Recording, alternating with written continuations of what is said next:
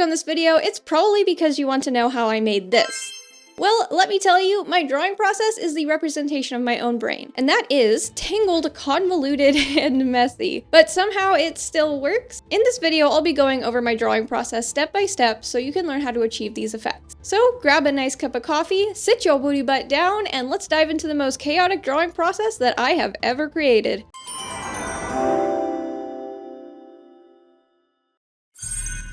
If you want a more in-depth tutorial on anything that I cover in this video, feel free to let me know down in the comments. Although I do have a pretty streamlined drawing process, it takes a very, very long time to finish. On average, I spend around 6 to 8 hours on a piece. Now, you might be saying, oh, that sounds actually pretty fast for how detailed your art style is, and that would be a completely logical and reasonable conclusion for you to make.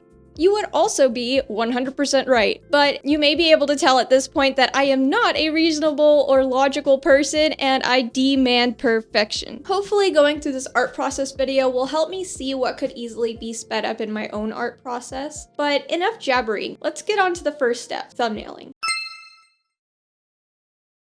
So I usually do thumbnails for big projects, like that book that I illustrated, or things like my VTuber model that I made. But I should be doing thumbnails for every piece. I know it's hard not to pick the first idea that comes to your mind, but more often than not, your first idea is just the warm-up. And you'd be surprised at how many more ideas spring up once you start practicing thumbnailing. Thumbnails are supposed to be very simple, just focusing on basic shapes, pose, and composition. Some artists add value too, but the main idea for thumbnails is to get the ideas out really quickly, like in under a minute. Some professional artists, especially graphic designers, create more than 50 thumbnails before they start on, let's say, a logo. I know that because I have my degree in graphic design and I hated thumbnailing the entire time because they'd make me do like 50 at a time for each project. It drove me insane. But I will be drawing 6 thumbnails for this piece, which I think is a healthy amount for a somewhat detailed illustration like I'm doing today. You'll also notice me writing notes in the thumbnail layer. I'm brainstorming the overall goal of this piece, who it's for, what emotion does it emanate, and if it describes a story, notating that as well. Thumbnails are not necessary in the slightest in drawing an awesome art piece. However, thumbnails can actually speed up the entire drawing process. Instead of searching for a pose like I'm guilty of doing myself in the sketching phase,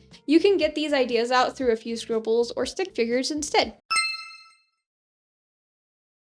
Now for the stage in my drawing process that I spend the most time on, the sketch. Yay!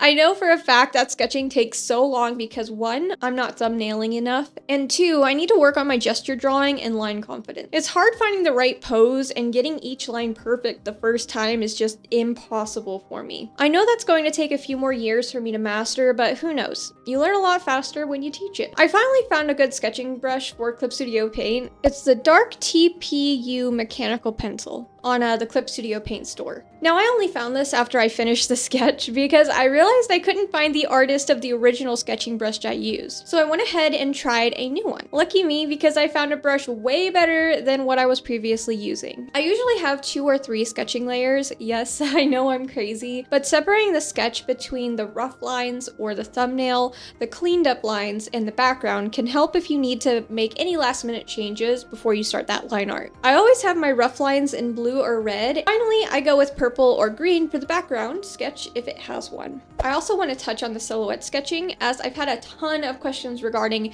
how in the world I do this. So it does require a few things for it to work. 1, you have to be comfortable with proportions and form. If you're not comfortable with those 2 things, drawing the silhouette is going to be a lot harder for you. You also have to have a good idea of the elements making up your character before trying the silhouette method. So it would work with like previously created characters or your OCs that you've already made, things like that. Drawing something from scratch with new elements and like a brand new character, that would be better to use like a skeleton method. If these requirements aren't met, it's easy to get the silhouette wrong over and over and over again. But basically, you'll paint in the shadow or outline of the character or scene. Add and erase over and over again until you have a really good shadow. This technique is also super useful after the initial sketching stage to check your work. Oftentimes, we don't realize the silhouette isn't readable until we block out the shapes. Unfortunately, I did not do that in this video, but I did go ahead and do a few other things to just determine it, and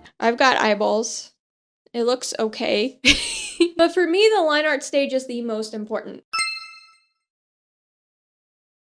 I rely heavily on the line art to define shape and add some contrast to the piece. I used to have more of like a painterly style back in college, and it was so much fun, but line art for me makes my drawings pop.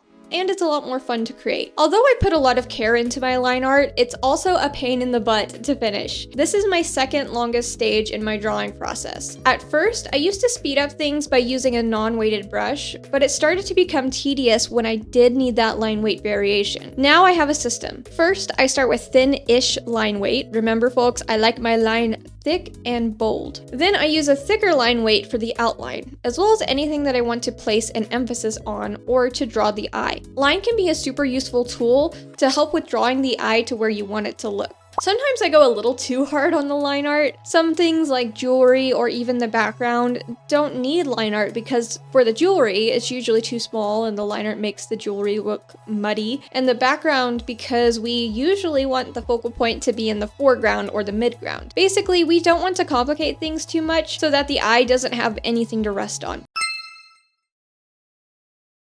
Haha, base colors. Yeah, love those. I love them and I hate them. I love them because it's easier to decide what color palette works with the piece, but also hate it because I can never figure out how to layer them properly. I used to do one base color per layer until I started to use more colors and more complex scenery. To be fair, I'm walking the line between detailed and busy, so I have been trying to stick to one layer of base colors for like complexity. Go ahead and look down at the title of this video again. While you're there, click that like and subscribe button, it's free, and tell me what the title is. Yup, it's questionable. So I swapped one layer per color and instead split the layers up into the skin, hair, eyes, and clothes. In this case, I drew a background and a foreground. In those instances, they would have their own sections, say ground foliage, special effects, things like that. And I also love that I just said sections right now because this is what my layers look like after finishing my drawing. Yeah, I don't know what happens to me, but the base colors are just the tip of the iceberg when it comes to spawning layers out of nowhere. So I'm going to split my rendering process into 3 different sections: the hue, light and shadow, and background rendering. The skin has many different hues and tones, as it's 1, semi-transparent, 2, some parts of the skin are thicker, thinner, rougher, or smoother, and to add to the semi-transparent, blood is a factor as well. So I grab a clipping mask and paint in those commonly bluer or redder areas on the body. In this layer, I also add lipstick and makeup if applicable. With my eyes specifically, I have a system as well. There's always a large shadow angled towards the direction of the light, a secondary dark circle around the pupil, and sometimes a different color added underneath the pupil area, and then a thin white outline around the pupil itself. Sometimes I'll put this little white bit in the middle of the pupil instead to give my characters that inhuman or robotic look. And finally, the hair, where I usually add a gradient from light to dark or to an entirely different color. I usually leave the clothes until later while working on light and shadow. I am a multiply layer loving girly and I am not afraid to say it. But don't worry, although using multiply layers has like a really bad reputation, oftentimes it's because you don't use these 4 things. 1, subsurface scattering, 2, knowing what color the shadow is, 3, knowing what color the light is, and 4, knowing where the light is coming from. If you don't use all 4 of those things, then your multiply layer is gonna look weird. So I usually start out by using the magic wand tool with refer multiple selected. Remember, I'm using Clip Studio Paint. With all of my layers selected, minus the sketch layers, it might be too late for you now, but this is a great time to check the silhouette if you haven't yet. But once I get the entire character selected, I'll invert the selection, and then on a new layer, I'll fill it in with a dark blue and turn that layer into a multiply layer. It doesn't matter what the color is yet, but I usually start with a blue because on a sunny day, blue is the color of the shadows. And that's where most scenes are located, in a sunny day. Sometimes I'll leave the selection on and draw in the shadows. In this case, I'm drawing in the light. I'm using my lasso tool to cut out the light roughly, and then when I'm happy with it, I'll erase and draw the shadows exactly how I want it. Now I'm going to test and make sure the lighting doesn't look crazy. And if it does look crazy, I'll just cry myself to sleep and the next morning I'll finish it and post it anyway because your girl is lazy and I'd rather take that L or give up completely than go go in and fix all that at this point. Yes, that's toxic behavior. Yes, I'm working on it. If you're trying this with me, remember to add a reddish tone to the edges where the shadow meets the skin. This is an easy way to add simple subsurface scattering. I'll sometimes go the extra mile and add a mid-tone to the other parts of the piece too, like I did here. Remember the same value as the shadow, just the hue shifted and saturated a bit. General guideline for you. Once you're done with the multiply layer, lower the opacity a bit unless you're going for a super high contrast piece. Then merge the multiply layer and its clipping mask. We're gonna duplicate it and then change the one at the bottom to an overlay layer. You will get an instant pop, and it combats the fact that multiply layers dull out the colors a bit. I of course play with the layer opacity and things like that, but it's a pretty cool system so far and it hasn't failed me yet. Finally, we have the highlight layer. I like going hard on this one, so sometimes I'll have even 2 of them or maybe 3, but in this drawing I saved it for the very last for some reason. I probably forgot about it. I usually add highlights to the edge of the character where the light is shining, highlights on the lips, eyes, nose if I can, and especially on the hair. I then changed it to, you guessed it, an overlay layer. Overlay is my favorite blending mode if you can't tell. Basically, at this point, I'm going to bounce back and forth between layers, adding different effects and lighting adjustments until I'm happy with it. I'm pretty sure that's where all of the layer spawning came from.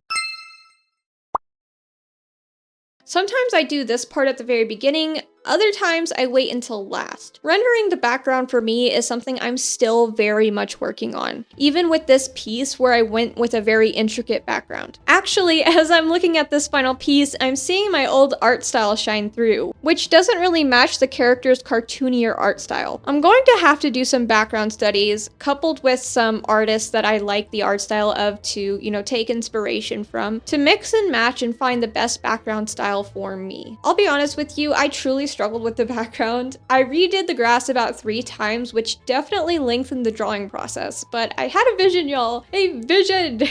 I try to keep the backgrounds as simple as possible, as usually the focal point is the character, and I don't want to take away from that. But in this case, there was a lot of symbolism in the background and foreground, so I had to put more love and care into it. Oh, sorry about that, guys. That was me. Oh, it's my mod, Meat. I wonder what he wants to say to me today right now as I'm recording. Oh. Oh. Me? Why do I look like a kindergarten bully? Why do I also look like an angry grandma that is possessed by a demon wearing house shoes? I'm scared right now.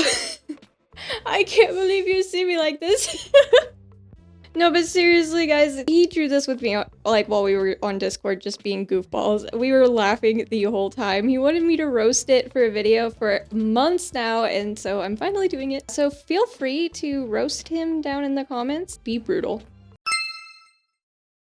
Have you noticed yet? This piece has quite a few meanings. I won't get into the nitty-gritty as I want parts of it to be interpreted by you, but this is my persona, Athalie, of course, and my real life self, cartoonized, of course. It's a representation of rebirth and coming out of a dark period of life. Basically meaning that this persona saved me and gave me something new and exciting to look forward to. Adventure, excitement, anxiety, pride, and an unreasonable amount of responsibility. When I created Athalie as a VTuber or as a persona, it created a new identity within me. It's kind of weird, actually, but I very much do enjoy doing YouTube so far. It has been nothing but exciting and nothing but exhausting, but also so fulfilling. And because of this, I was able to, connect with so many different artists, young and old, experienced, not experienced. And if I didn't create this YouTube channel, then I wouldn't have met every single one of you. And in that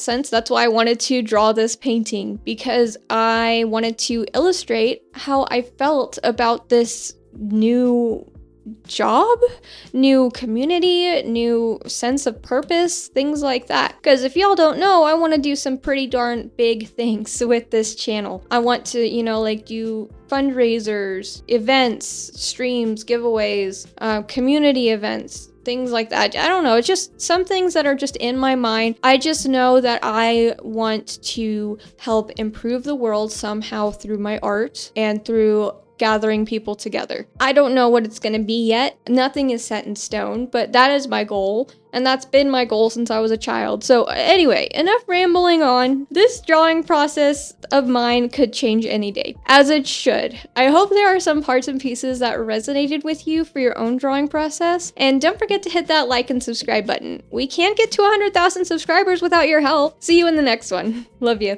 Bye.